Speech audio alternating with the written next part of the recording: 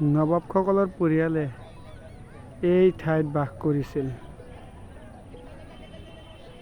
এই ঠাইটো হৈছে নবাবসকলে থকা ঠাই আৰু ইয়াৰ লগতে আছে এই মছজিদটো। এই মছজিদটোৰ নাম হৈছে মদিনা মছজিদ। মক্কাৰ পৰা অলপ মাটি আনি এই মছজিদটো নিৰ্মাণ কৰিছিল।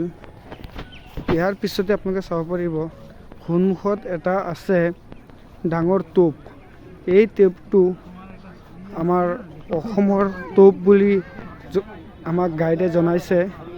এই তোপটো ঔৰংগজেবে অসমৰ পৰা অনা বুলি জানিব পৰা গৈছে।